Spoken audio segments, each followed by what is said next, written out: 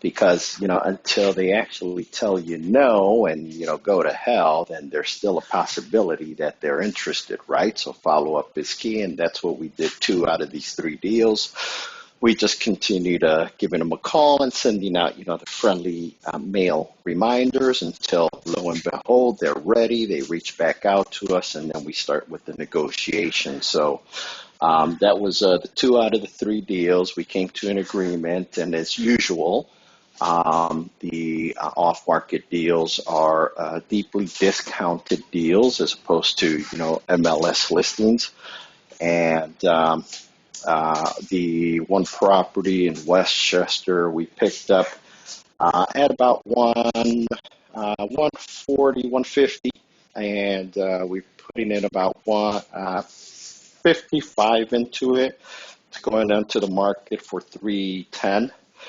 Between 310 and 315, that should be relatively being listed in the next week or so. And then we have the Berwyn property. Well, going back to the Westchester property, that was a complete rehab, which is a very small property, and that's why the cost was at about 55. It was 2-bedroom, 1 bath, 900 square feet, but it's a highly desirable area, which is Westchester. Right. So we're looking at some good good return on that. Berwyn property picked it up for about 185 to be exact. It's a big bungalow with a dormer up in the attic area, built-in full dormer. It's got the master suite up there. It's a 4.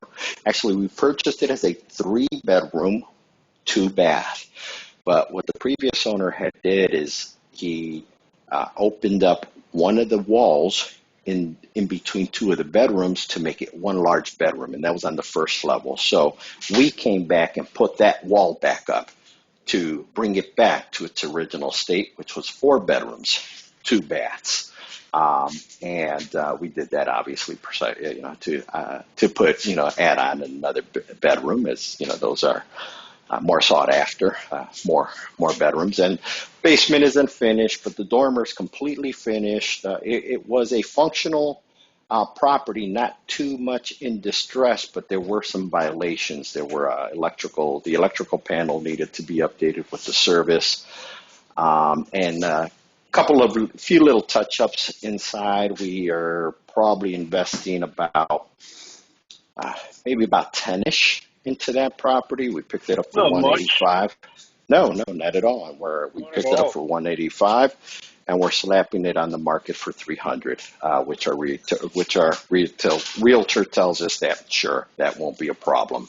And it's turnkey. It'll be turnkey. We painted it, new fixtures, everything functioning correctly. So, and we satisfied all the violations, the town's violations. So it's going to be passing inspection. So we're looking.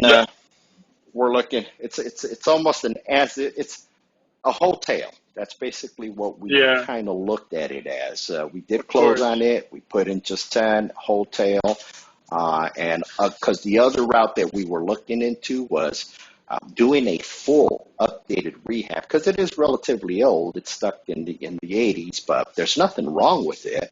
We just put in a brand new paint coat, and so we were thinking, should we just modernize everything and put can lights and everything, all the bells and whistles, and sure, we'd be able to probably touch the 400s. But by the time we're done with that rehab, we're going to be putting it in the fall season market, leading into the winter, and of course with the interest rate hikes that came recently, we didn't think that was a good approach. So a wholesale was a better approach. We're going to be putting it on the market within a week.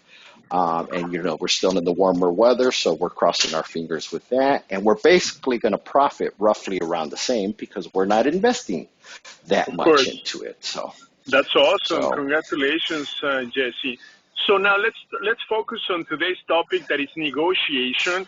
Tell us about the negotiation that you entered with the sellers for these properties off market. What was the strategy on the negotiation? Because to negotiate, let's just quickly talk about the basics, right? when you negotiate a deal, we're going to talk about two types of negotiation, off-market and MLS, right? So let's focus on the off-market first. You're going to need to know three numbers like the back of your hand. The ARV, the asset repair value. You're going to need to know the rehab amount, meaning the scope of work, and then the most you should pay for the property. So given those three numbers, how was your negotiation taking place for the, just pick one property, let's say the Westchester property, Jesse? Yeah, the Westchester property, I think, to be, all truth be told, I think we overpaid for the property because my son and I, we worked together hand in hand, and he was doing the negotiations on this one up front. We started the negotiation. It was a vacant property. They moved the homeowner to a nursing home, and the family was involved in the sale of this property. It was vacant for a couple of years until they received one of our letters, and they reached out to us and said they definitely wanted to get rid of it. We're always trying to pull a number out of the homeowner. We are never initiating a first offer out of our own mouth because we never know what they're going to say. There was, and the reason why I say that, because there was this one property in Lansing where the property was in good shape, and we would have paid about maybe 90 into it. And the homeowner came back and says, "Well, would you give me 60?" And we almost fell out of our chair, and we said, "Of course, here." Immediately wrote up the contract and ran away. So you don't know what these homeowners are going to ask for. So always try to pull a number out from them first, because you can always go down you can always negotiate from them, but once you spit out a number, then it's really tough to go back down. So in this particular case, the homeowner wanted about 185 for it, and we had to go to the scope of work and identify to him all the work that was that needed to be done on this property. And after showing him some numbers, and which is my son, what he had done, he came into agreement with my son at about 165. One of the three numbers that you had mentioned, Hugo, was the ARV on this property. At the time, we were looking at ARVs at about in the mid 340s. And with what we seen currently, what was happening in the market, and during the negotiations, once we settled on that 165, we realized that by the time we have that one done and put back on the market, and with the interest rates hiking up, we want to be a little more conservative on the ARV. So we came back down to about 300.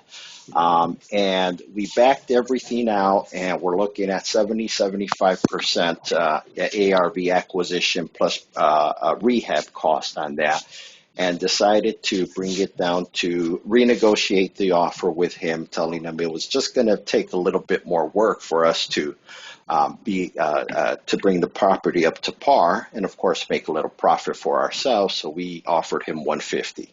He didn't flinch on that because we were prepared and we were upfront and gave him all the numbers. We were transparent with what we were looking to do. There was nothing fishy about it, nothing sneaky about it. So he understood. He was tired of holding the property and paying the property taxes on it, which is the beauty of off-market property, because you're the only one that they're negotiating with. There's no competition. So he understood. And he accepted our offer at 150, and the rest is history. We're thinking about putting about maybe 70 into it, but through the rehab process, we were able to save here and there, and we're at about 55 into it. Very good, Jesse. So you brought up really good points. So let's quickly summarize the points that we need to focus on as investors, right? When we're dealing with off-market properties. So to get a good deal with off-market properties, you're going to need two factors, two components. You're going to need motivation and equity. So when you come across an off-market property, the first thing that we do is we check equity, right? Through public records, we're able to pull a subtitle search on the property. So we're going to know all the liens, outstanding loans on it. So we know upfront if they have equity, right? Because for negotiation, the more equity the owner has, the better or the higher bargaining power we have on them. So that's number one, equity. If they don't have equity, right, so let me give you an example. Right now, we're working on a property in Western Springs. The owner owes $250,000, right? But that property appraised for $430,000. So in this case, they have a lot of equity in it. So we want to, for sure, pay what they owe, plus give them some sort of like relocation package of like $10,000. So we're looking at making an offer for $260,000 on that property. But we need to understand the equity position. That's number one. Number two, motivation. How fast, how motivated are they willing to, is the owner, right? Are they willing to move out like right away, within the next 2 months, within the next 6 months? So the lead or the seller will be qualified as hot lead if they're willing to sell the property and move out in the next month or so, warm lead in the next 2-3 months, and cold lead in the next 6 months. But again, the follow-up, as Jesse said, is where the success comes, right? So a warm lead could turn into a hot lead overnight, and vice versa. So when you come across a property, you never, as Jesse said, you never want to say the number, right? That I'm going to offer you, even though you know the numbers, those are for you to understand, but they're not for you to tell them, okay, I'm going to make you an offer based on ARV minus the rehab. I'm going to offer you this much, which is your max allowable offer. No. So you always want the seller to tell you a number, and you want to find out how they came up with the number, right? So if they tell you, I want 120,000, we're going to say, well, Mr. Seller, can you please explain to me how you came up with this number, right? But by then you already did your research. You know the after repair value. You should have an idea of the as-is value of the property. And when you meet the owner or you walk the property, you are going to have a really good idea of the scope of work, how much you need to put into the property to bring it up to a retail condition. So you always need to ask the seller what they want to sell the property for. Okay, that's going to be critical. You never want to say a number, because as Jesse said, whatever number you say or spit out is going to be 100% wrong, either too low or too high. So let the owner say, and that's the biggest objection, right, of sellers, asking price. But the way to overcome the objection is, as Jesse mentioned, with the rehab, the scope of work. Mr. Seller, I understand that you believe your property is worth this much. However, in order for us to bring your property to a retail condition, we're going to need to invest, boom, this much, right? So this is how we overcome the price objection, by telling them how much we're going to need to spend on the property, right? So like today, I went to see a property, single family home in Harwood Heights. And so we started the negotiation, and this is an MLS property. So the listing agent is asking me to submit an offer. I said, no, I need to speak with you, right? Because whatever offer we submit is going to be wrong, either too high, too low. We may upset the seller. You never want to do that. You need to understand what they're looking for. If it's through a listing agent, your objective is to build rapport with the listing agent for them to tell you confidential information about their client. Even though they're not supposed to, you'll be surprised how many unethical brokers are out there. They tell you what their client is expecting because they want to sell the property. That's how they make money, right? Through commissions. So, he didn't tell me a number, but he said, I said, well, what about the properties for sale for low 100s? I said, well, what about in the 90s? He said, Hugo, today's my son's birthday. Let's touch base tomorrow. I said, fine. Okay. So we couldn't say a number, but at least you give a range. What about in the 90s, right? You never want to say a specific number.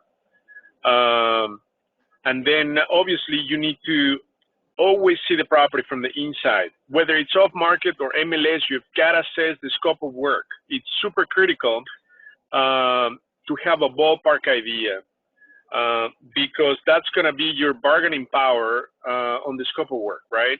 So in this particular property that we saw, it's going to need windows. I mean, it doesn't need much, but at least you need to emphasize the work that you're going to need on it. And then if it's an MLS property, be aware of price drops and how long it's been on the market. If it's been on the market for over 2-3 months, right, that's in your favor, right? You need to understand why. If the property was contingent and then became active again, why is that? You need to find out why it fell through the cracks.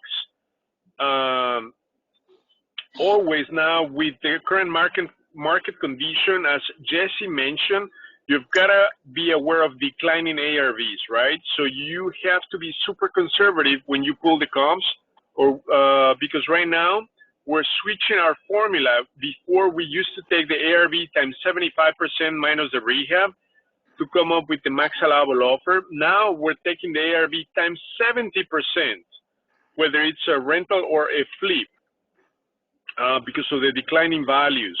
Prices are correcting, so we want to be conservative, and also because of the market swings, right? So we're in the middle of the summer. By the time you purchase and start the rehab, you're going to enter the fall. So it's going to be challenging to flip a property right now. That is why you need to be extremely conservative.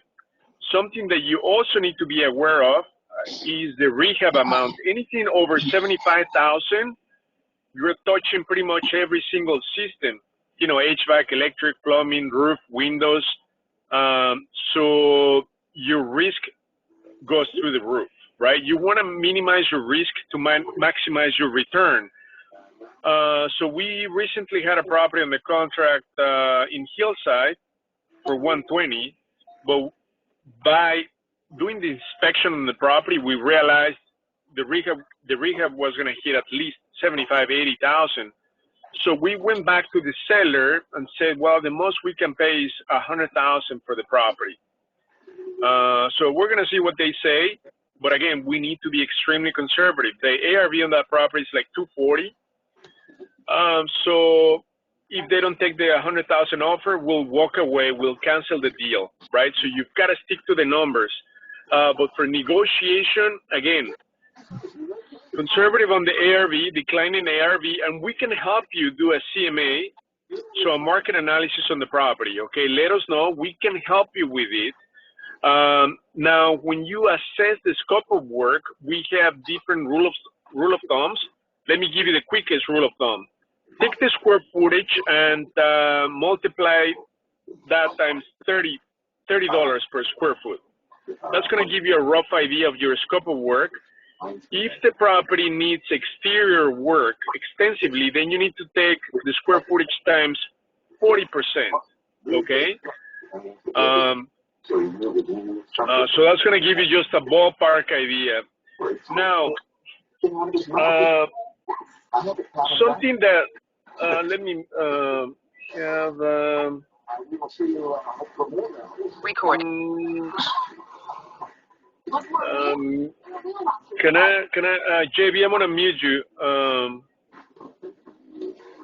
Or if you guys can mute yourself, that'd be great.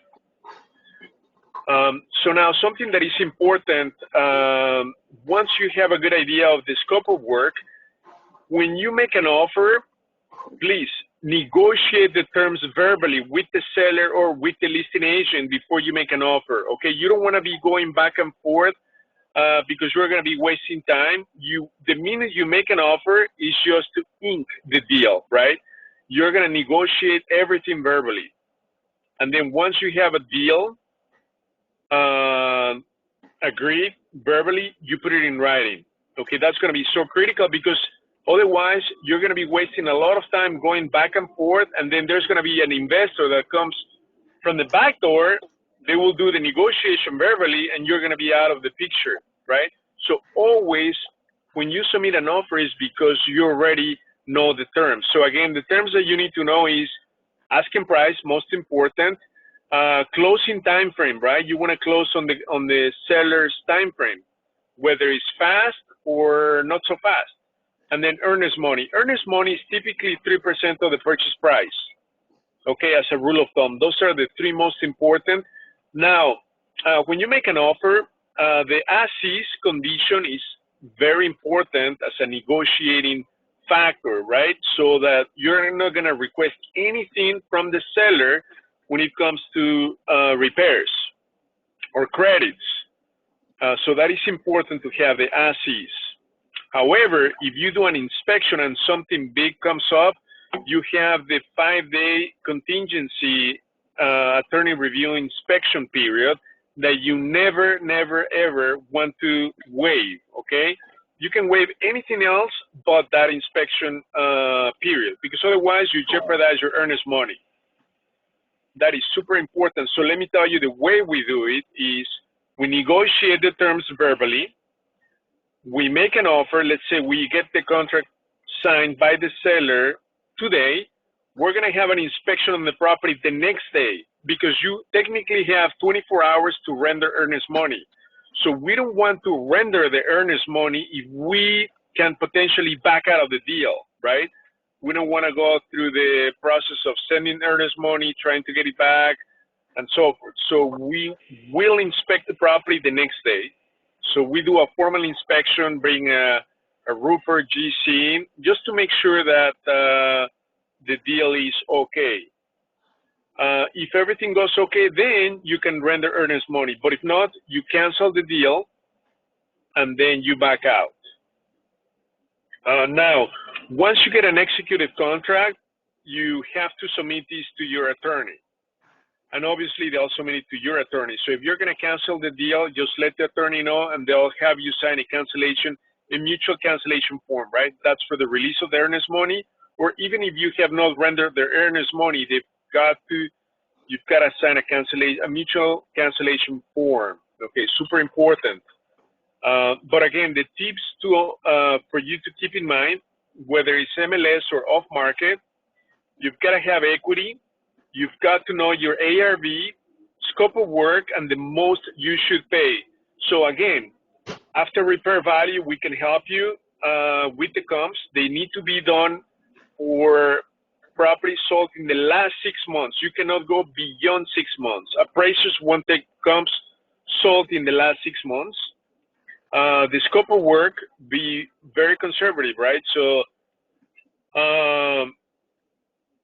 stay away from gut rehabs. Everything that needs a ton of work, over 75,000, it is just very challenging, right? Even if we have if you have the construction background, that's not where the money is. In fact, that's where the risk occurs, and that's where you minimize your profit when you take on too big of a project.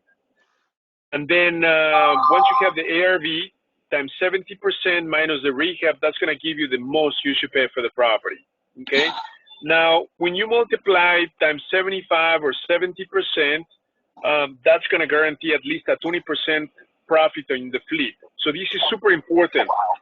If you're going to flip the property, you should aim to make at least 20% of the ARV. Try to have challenging games for people who enjoy them. Try to have easier games for people who enjoy them. Let me see if we can mute. Okay, perfect. Thank you.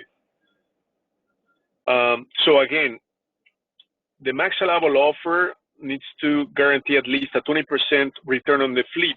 So let's assume that you end up selling it, like Jesse said, he might sell it for close to 300,000.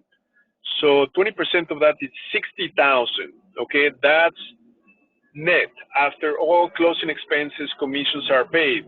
When you sell the property, typically closing expenses and commissions are going to be about 8% of the purchase of the sales price.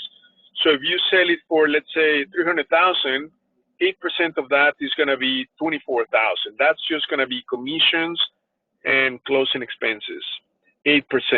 Okay, so what's left is your profit. So again, when you multiply the ARV times 70, 75%, it's going to guarantee at least a 20% net profit on the flip. So if you're going to keep the property, it's the most forgiving offer that you can make. So if it's going to be a buy and hold, you can afford to multiply the ARV even or at 80%, okay, for a rental. So ARV times 80% minus the rehab, because you have more time to recoup, okay? So you can afford to pay more, especially nowadays that the rental market is super strong. Cash flow has just boosted for rentals, okay? So it's just a great time now to do rentals.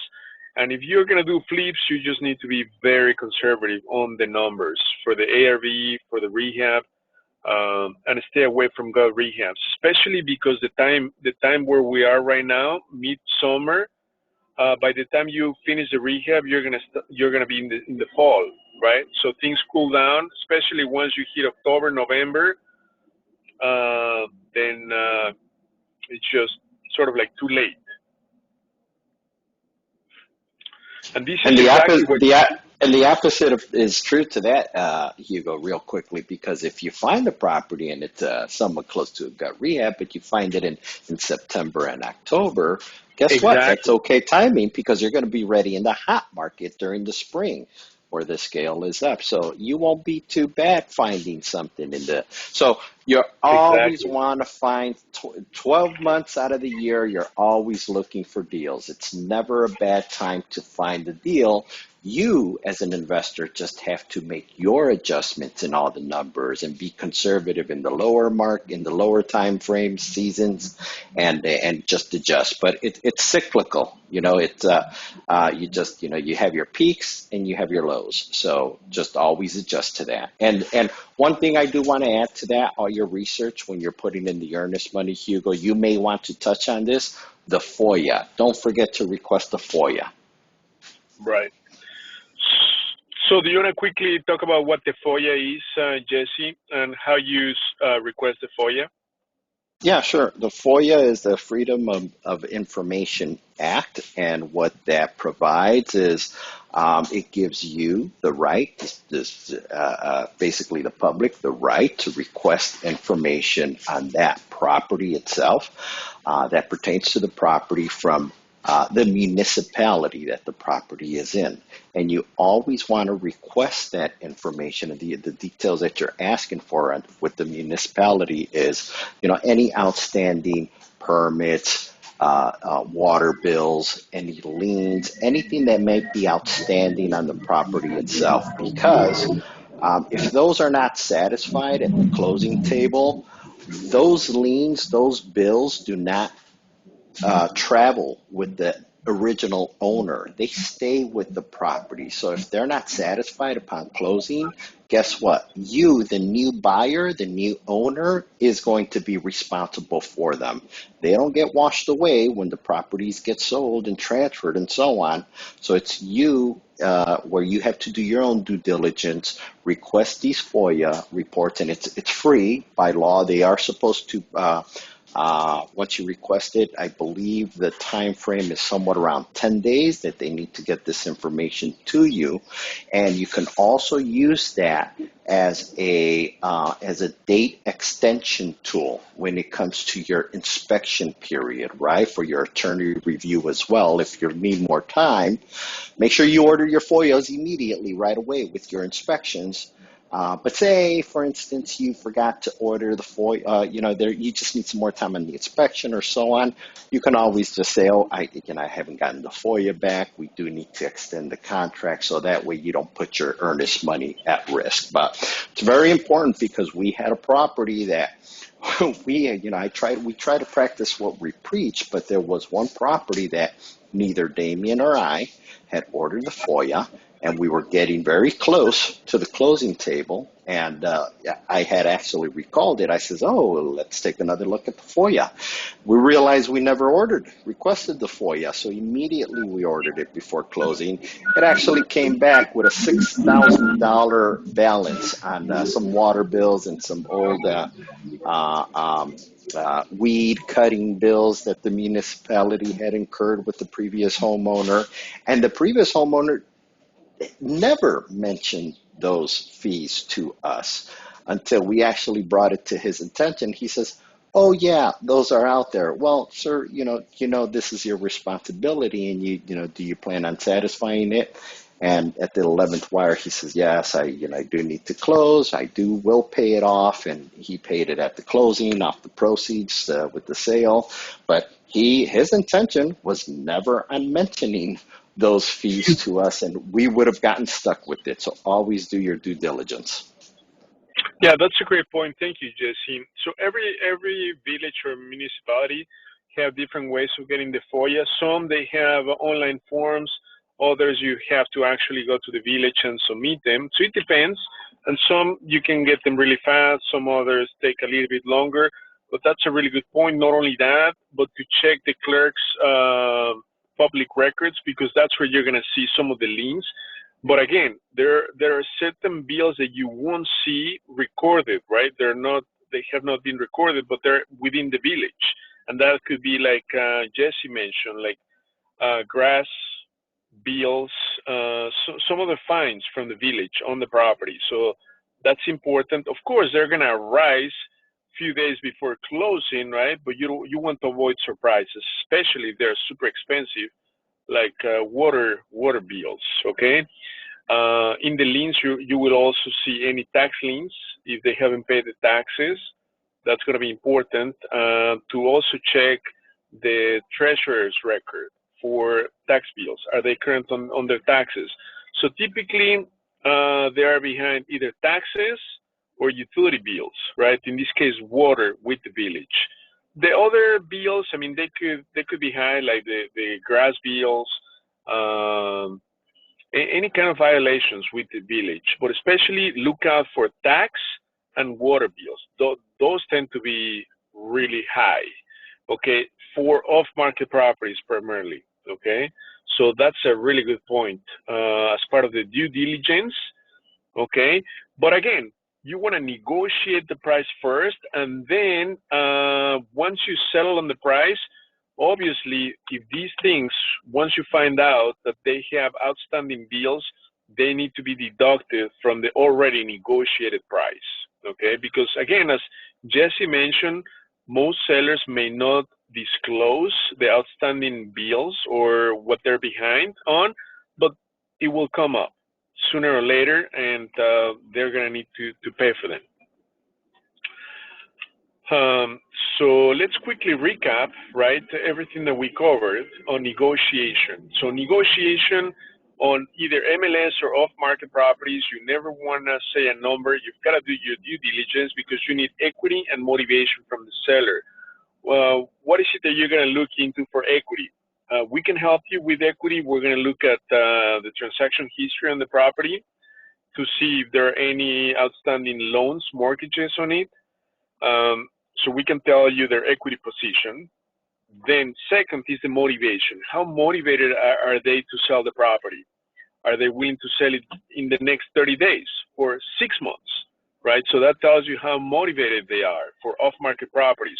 For MLS properties, look at the transaction history. It's public record on Redfin, any website. They will show how long they've been on the market.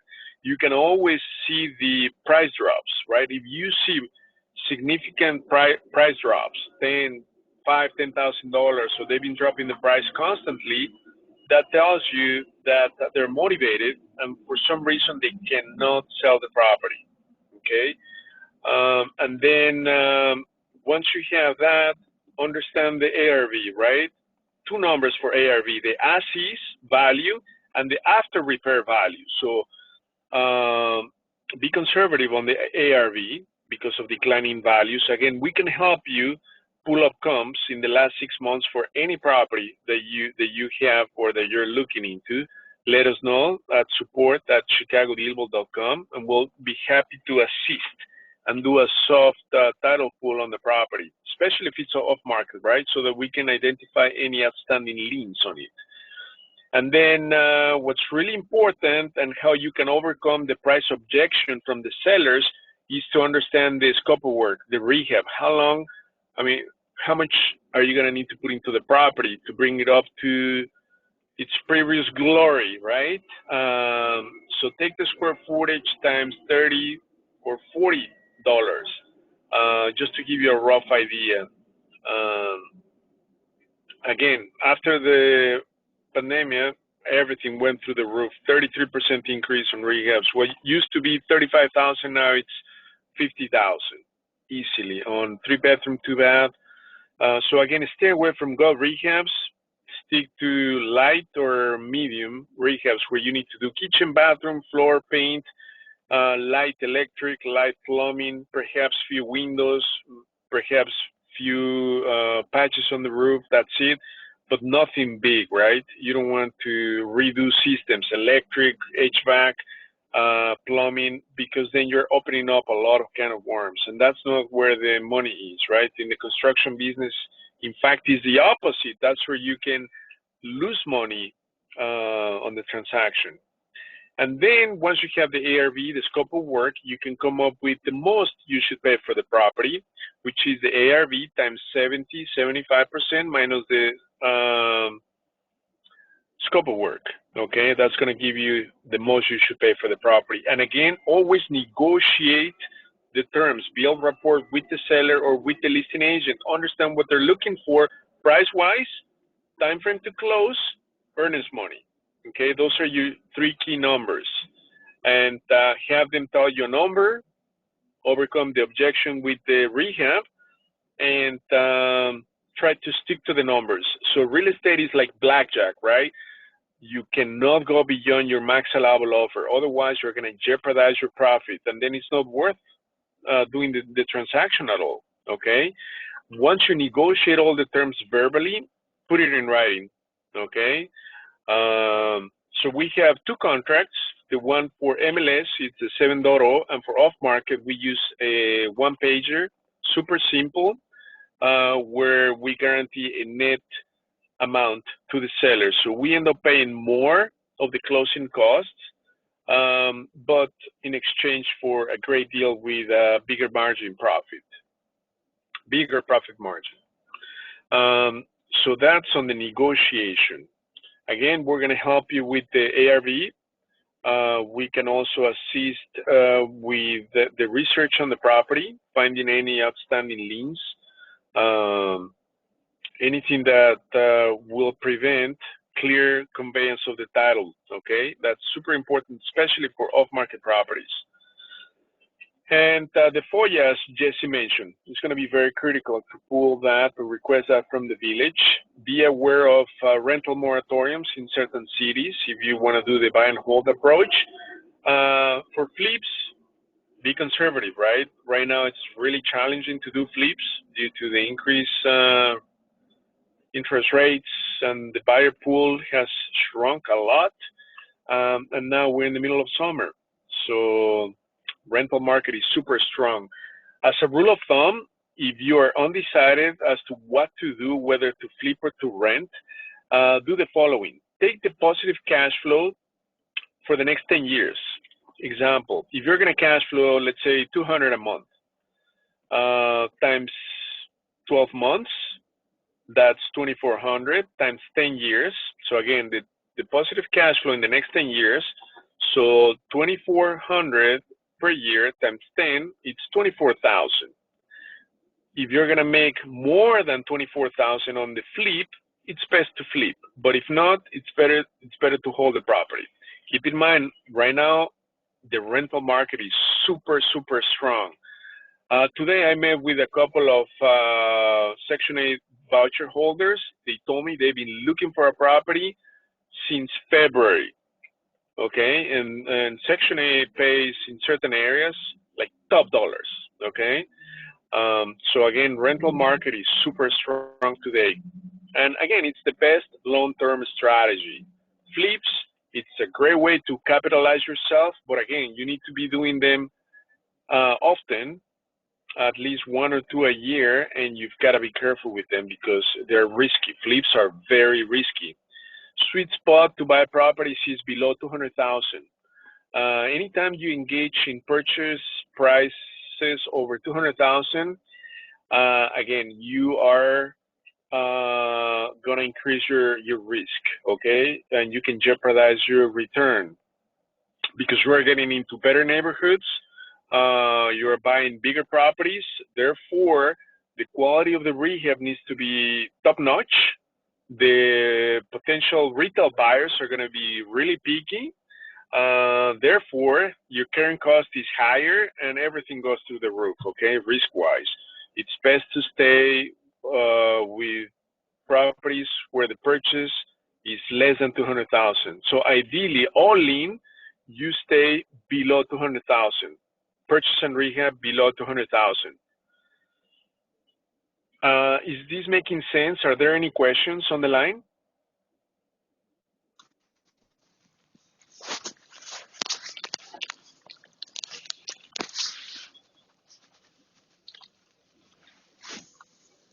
What do you do I in had a case if question you go about. to? Go ahead. Go ahead, Brian, Veronica. No, I was just going to say that I had a question about equity, but I think you already answered it. My question was, how are we supposed, if there's a way for us to find out what the equity on the property is, but I think you said that you can find that out for us. Yeah, just give us the address and we can tell you their equity position. And the way we find that out is through ChicagoDealVault, and also we have access to the backend services of two title companies. We have access to Chicago Title and First American Title. Okay, so we can do a soft title pool on any property, and we know their equity position, meaning that we know any outstanding loans on it. So we know their equity position. Okay, so we can help you with that.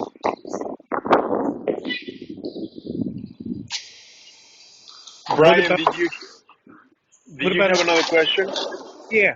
So let's say we have a property and the property has been updated already, like there's no work to be done. In that case, should we just let the client know that this, if their numbers, retail numbers, just tell them that there's nothing we could do in this situation? How would you handle that situation? Oh, that's a great point. Thank you, Brian. Can somebody mute yourself in the background? So when the seller is asking sort of like for retail pricing because the property is in good condition, then it qualifies for a listing agreement, right? Where you are going to put it on the MLS. But if it doesn't, right? So if they don't have much equity and the property is in good condition, it qualifies for a leasing agreement, meaning putting the property on the MLS.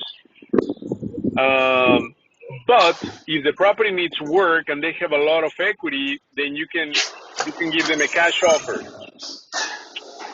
So let's talk about this, the cash offer, right?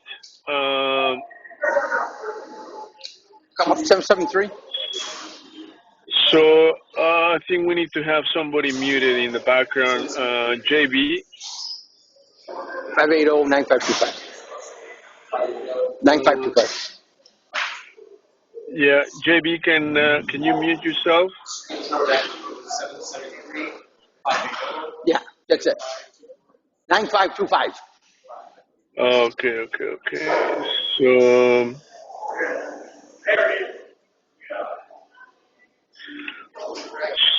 So what I was, hold on a second. Let me see if I can mute everyone.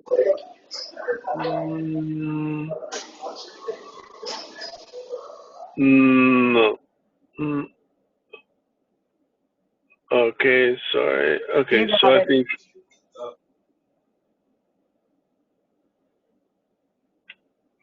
Okay.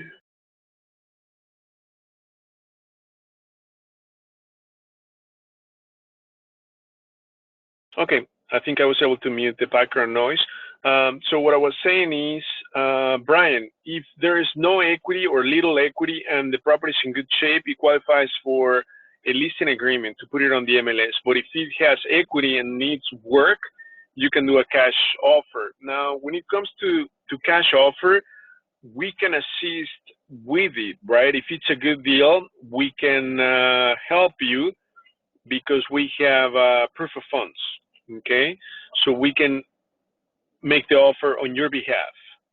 If it's, if you need to close fast, we can close as fast as, as little as 3 weeks, 2-3 weeks, okay? Brian, does that answer your question? Yes, that answers my question. So what about in the case if it's high equity and doesn't need any work? High equity, that's like the scenario of the property that I saw today. They have, 100% equity, right? And then the property is in good shape. It needs not much, maybe updated kitchen, and that's it, and windows. So in that case, you're gonna need to pay no retail pricing, but way below the ARV on that property. So when they have a lot of equity, that's a good thing to bargain, right? Because you can negotiate, but again, it's got to be a fair deal. You've got to make the numbers work by knowing the ARV and then your scope of work. Even if it's little work, you still need to account for a cushion and make sure that your scope of work is sort of accurate, right? Even if it's little, let's say kitchen and windows, we're looking at 25,000, right? Just to have a cushion. So take your ARV times 70, 75 minus the 25,000, that's gonna give you your max allowable offer. So stick to the numbers, and that is in your favor, because if they have equity, like in this case, the owners have 100% equity, then I think they're gonna be willing to sell the property. In this case, the property that I was looking at, it's been on the market for several months. And I understand because the layout, it's a little bit quirky. To get to the bathroom, you have to go through the kitchen, right? But it's just an easy fix based on what I saw today. And you can do a second bedroom upstairs. So certain things that we have the vision for, most retail buyers may not. So that is why they have not been able to sell the property.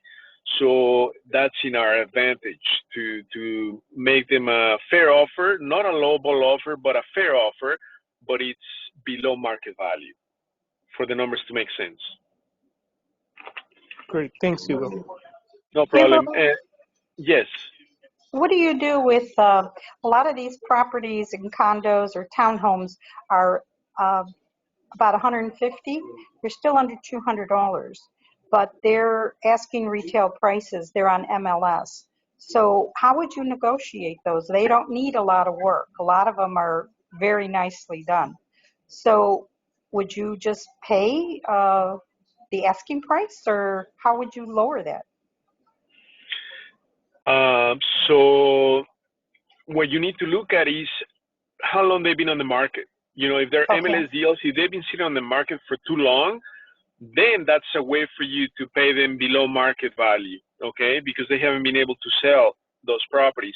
Now, you mentioned a really important point, the asset type of, they call them attached, or, right? So we have the condos, the duplexes, and the townhomes. Those are attached properties, meaning they're not single family home, they're attached to. So what that means is that they're risky because then you rely on the association. So you have an association, and the problem with that is that the assessments can go up, they can apply special assessments, and they can change the rental position, right? They can deny rentals overnight, They can allow rentals. So if today you buy a property thinking you're going to rent it, guess what? In a year, they might not allow rentals, and then you have to either move in or sell the property. So you just need to be careful with those. Also, another risk is when there is one owner that, or one company that owns the majority, over 30% or higher. They have the voting power to do a conversion project in the entire building. So they can deconvert, right? Let's say a rental, or they can convert to condos. So what that means is that they can buy you out and they don't need to pay you market value. So it's very risky. Right now, we're managing a unit. It's a friend of mine, and they're going through the deconversion process.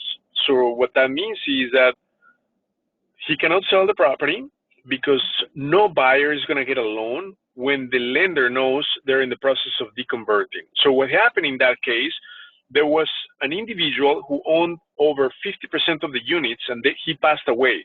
Now the heirs want to cash out. So now they want to sell the entire building. Since they own over 50% of the units, then they have the voting power to now sell the entire building. So they're going to deconvert. So now imagine, so they're going to pay below market value. They're going to just sell the entire building. So it's just very risky when you get into associations. Okay, just be aware of it. Yeah, thank you. Yeah, I didn't think about the association fees. Yeah, we try to stay away from it. And then some associations are not FHA approved. So if you have a retail buyer with an FHA VA loan, they might not be able to buy the property if it's not FHA approved. Obviously, they can do an on-site approval for that particular unit, but that's something to consider, right? Yeah, I also stay away from anything with an association because there's just way too much control on that, and then it's a stronghold and it really limits you. And there's just way too much inventory outside of anything in an association or condo. So why bother? Why put yourself through those headaches? Exactly, absolutely. And not only that, but we had a bad experience with one condo we bought in Lakeview. I mean, you won't believe this, but I checked the MLS. In that, it was an 8-unit building. They had some rentals in the building on the MLS. So I assume you could rent the property. I checked the bylaws, and it didn't say anything about rentals. So I assume we could buy and rent the property. So we bought the property, we put it on the market for rent, and they called me. They said, Hugo, you cannot rent it. I said, well, you just rented the unit upstairs through the MLS. Well, they said, well, Hugo, that's been grandfathered because it's been a rental for I don't know how many years. So it's been grandfathered. I said, well, the bylaws doesn't say I cannot rent it. And they said, oh, Hugo, we forgot to give you an amendment to the bylaws. So can you imagine that? I was like, you've got to be kidding me. So they told me, Hugo, you have 2 options. Either you move in or you sell it. So we ended up putting more money into the unit, and we ended up flipping the property. So it was not a good experience. So that is why, as Jesse said, there's too much inventory out there. But again, it's not like you shouldn't buy them. It's just be aware of the risks. Mm-hmm. That's it.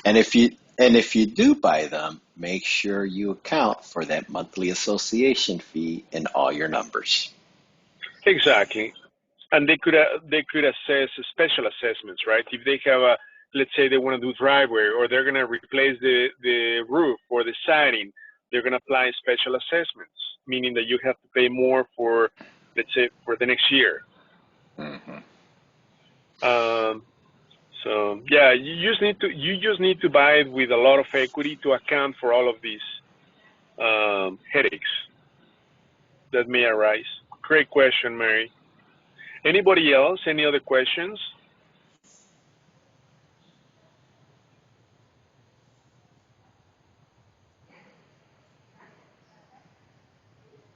Anything else that you guys want to touch on or discuss?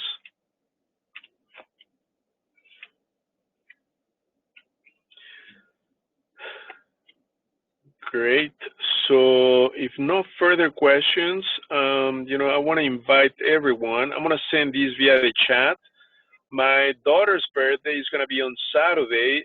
We're going to celebrate at the DoubleTree in Oakbrook. So I'm going to put the invite on the chat. So hopefully everyone can come. It's going to be this Saturday, July 2nd, from 10 a.m. till 1 p.m. So I just posted the invite via the chat. So hopefully you guys can come. So again, it's July 2nd, 10 a.m., Saturday, July 2nd, 10 a.m. to 1 p.m. If you have kids, family, bring everyone that you want. We'll be there, DoubleTree in Oakbrook. So you are all invited. So feel free to come, network, have fun, bring your kids, your family. We'll have a good time. So again, this Saturday, 10 to 1. How old is she turning, Hugo? She's turning 4. Time flies. So Oh, we're going to goodness. have, Sheesh. I know, right? We're going to have kids from 0 till 16 years old. So it's going to be a Wow. good, yeah. So That's I very hope you nice. guys can. So we can have all the kids network too and get them started early, right? So they can build that wealth. Exactly. Bring Damien if you can come. Yeah. Yeah, definitely. I'll mention it to him. And is there anything that you would like your invited guests to bring or not? Just yourself. You guys, just your presence is more than enough. I just posted the invite on the chat. Did you guys receive that via the chat?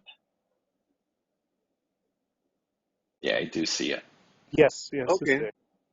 Oh, perfect, guys. So let me see. I'm gonna click on it, and yeah. So click on it, save it. Again, it's simple. DoubleTree this Saturday, Mm-hmm. 10 a.m. Bring your family, your Mm-hmm. kids. It's gonna be a good networking event, and we'll just have fun. And that's very nice. I'm glad you're bringing that up because you're involving, a good celebration, for a good reason for your daughter, but also inviting, investors, realtors, and all of the above for a networking event. And to me, Exactly. Hugo, and to all the other members in this group right now, I want to say that networking is key. It's very, very important because that has helped me advance as fast as I have within the last couple of years. If I had stayed, within I'm somewhat of an introvert. I always considered myself that, but because of my networking, getting outside of the box and networking with everyone, that has helped catapult me. And thank you, Hugo, for your collaboration as well and meeting with you and everybody else and the introduction to everyone else. It's very key because you can meet your next partner at the meeting. You could get your next deal from somebody at these networking events. You can find money, private money from these networking events. And those are all key. So go in there with intention. I tell everybody this all the time. Have an intent to go in there and inquire. You always want to inquire, get to know people. And you're going in there with a purpose because everyone there is there for the same thing. They want to grow, they want to scale, they want to learn. And the best way to learn and move and grow is by speaking with each other and networking and finding out what one needs over the other. So if you can add value to one person and vice versa, it's a marriage made in heaven. So to everyone's success. Good luck. Absolutely. Thank you, Jesse. Excellent words of wisdom. I totally agree with you. We're in the people's business, right? To me, when I meet people, I think of them as a present, right? How excited do we get when we open up a present? It's the same when you meet somebody. right? So it could be a peer, it could be a mentor, it could be a colleague. I mean, it's just amazing, right? You never know, you know, how, you know, that person could become a lifetime friend, a long-term partner. So always looking forward to meeting people in person and Even collaborate. That's the key. very true, very true, 100%. Oh, thank you for the invite, Hugo. Really appreciate it. No, thank you. My pleasure. I hope to see you all on Saturday. Let's bring our families together and have a good time. So thank you everyone for joining, and I look forward to seeing you this Saturday.